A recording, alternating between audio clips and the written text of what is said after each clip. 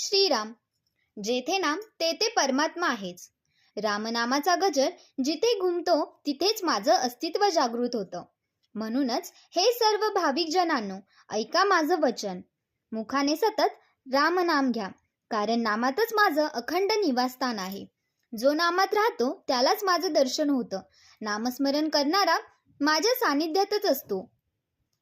रामाचं नाम जिथे आहे तिथे मी आहे. नामात मन एकवटल्यावर दुसऱ्या काही गोष्टींची गरजच उरत नाही. नामाचा गजर करणाऱ्या ओठांवर मी स्वयं प्रकट होतो. जिथे नाम आहे तिथेच मी माझं धाम केलेलं आहे. म्हणून प्रपंच करत असतानाही मन नामात रमवा. हेच माझं खऱ्या अर्थाचं दर्शन समजा. ज्ञान, वेद, शास्त्र या सगळ्यांपेक्षा श्रेष्ठ आहे नामस्मरण. कारण मी त्या शास्त्रांमध्ये लपलेला नाही. मी आहे तुमच्या प्रेमात ओतप्रोत असलेल्या रामनामात. न मिळालं वेदपठण चालेल, नाही झाले शास्त्राचे आकलन चालेल, पण जर रामनाम हरवले तर सगळंच हरवलं. म्हणूनच नामावर ठेवा अढळ विश्वास. मी सदैव तुमच्या जवळ आहे.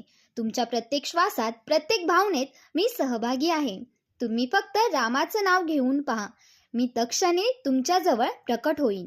मी दूर गेलोय असं समजू नका.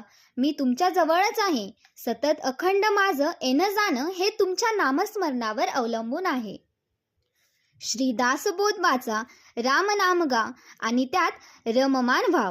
कारण त्या नामातच माझं पूर्ण स्वरूप आहे. मी आहे नामात, मी आहे श्रद्धेत, मी आहे भक्तीत. जो नाम घेईल तो माझ्या सहवासात राहील, आणि जो सहवासात आहे तो कधीच एकटा नाही.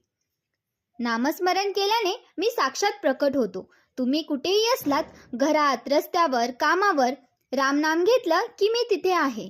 मी आहे तुमच्या प्रत्येक क्षणात.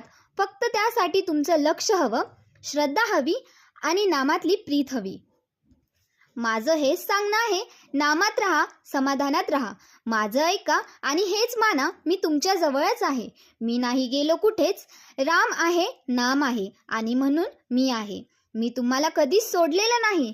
जेव्हा तुम्ही नामस्मरण करता तेव्हा तुम्ही माझ्याशी बोलत वागता आणि मी तुमच्यातच सामावलेला असतो. म्हणून हे स्मरण ठेवा, जेथे नाम तेथे परमात्मा, आणि त्या परमात्म्याचं रूप म्हणजे मीच. तुम्ही नामात रंगा आणि माझ्या सहवासात नांदा. हेच माझं खरं आणि अंतिम वचन.